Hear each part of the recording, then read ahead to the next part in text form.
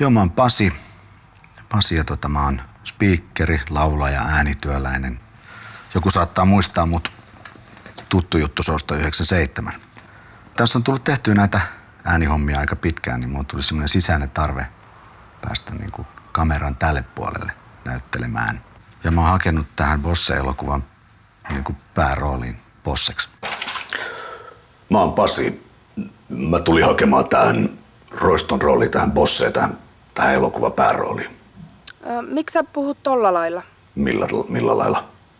Tollain niinku matalalta. Roisto puhuu tällä tavalla. No sait sä sitä roolia? Ei. Virma Virta. Se oli... Kalat tai kiikarit tai heti tänne! Uskokaa! Pasi, onks toi nyt vähän liikaa? Ota nyt se naamari pois päästäsi. Mennään tää vielä kerran, meillä kamera käy. Sulla on siis kuitenkin joku rooli tässä elokuvassa, vaikka sä et sitä pääroolia saanutkaan.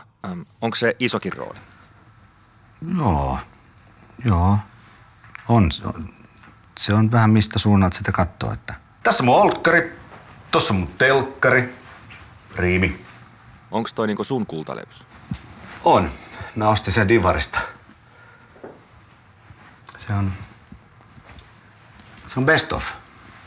Tuommoinen Rosvonkin näytteleminen, niin se on tosi haastavaa, että tää niin kuin ollaan atakkia siinä hommassa koko aika. Että jos sä menet esimerkiksi ryöstää pankkiin, se on niin kuin, esimerkiksi eri asia ryöstää 1 miljoonaa kuin 2 miljoonaa tai ryöstää 5 miljoonaa. Ja se on niinku eri asia? Se on ihan eri asia. Mulla on tässä pari kuvaa Bosse-elokuvan kuvauksista. Tuossa on Aleksi Hotakainen, minä äänimiehenä, minä. Sitten, ja tää on Karonkasta. Bosse tuli taloon, mä jäin outoon valoon, kalasavuinen, hyvän makuinen. Mä ehdotin Aleksille tätä mun biisiä niinku tunnariksi tähän leffaan. Tykkäs kyllä kauheasti, mutta ei voi tietenkään itse päättää, tuleeko tää. Ois silleen niinku vähän normaalimmin, niinku kuulisti. Nyt on cool.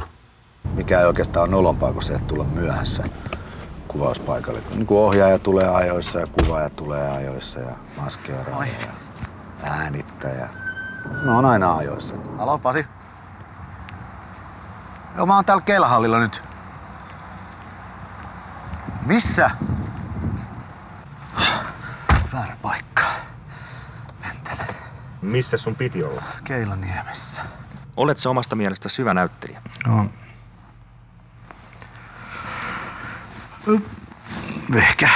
Ehkä mä oon aika hyvä.